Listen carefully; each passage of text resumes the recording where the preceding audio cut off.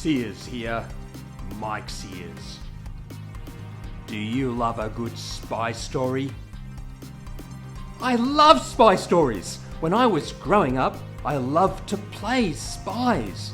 I excitedly watched Mission Impossible and I hung on every James Bond adventure.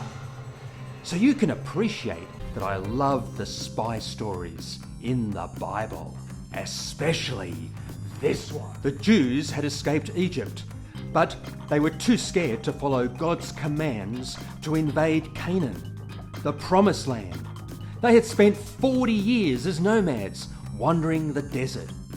After Moses died and Joshua took over, God told them again to enter Canaan.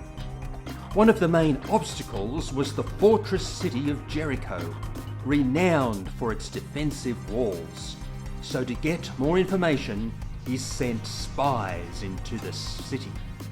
The spies noticed that some houses were built into the walls. How could they get into one of those houses? Hi, I'm Rahab. Do you want to come into my house of sensual delights? Rahab was a prostitute. Her house was built into the wall. Wow, a tape measure, darling. That's a little kinky. Oh, tape measure? What tape measure? And you're measuring up my room. Most of my clients want to measure me up, darling.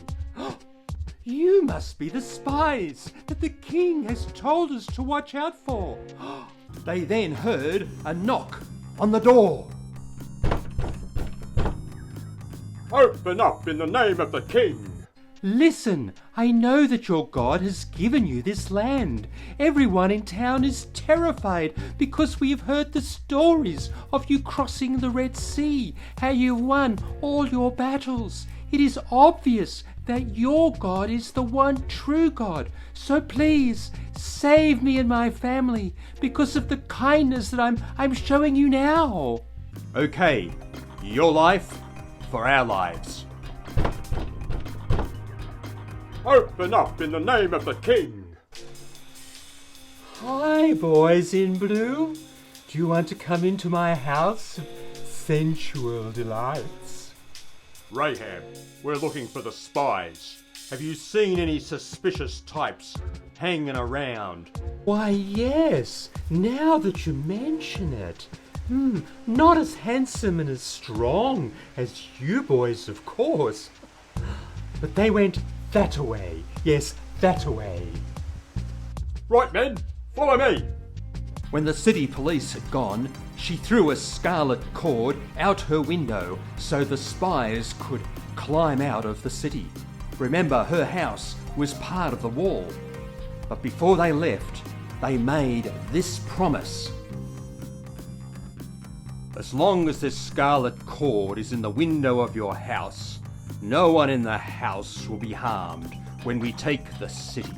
Yes, darling, it's a deal. To make a scarlet cord in those days, they would have to dye the cord with a red pigment obtained from the dried bodies of a tiny scale insect called kermes. As I think of that scarlet cord, I think of the cross that Jesus died on, dyed red by his blood.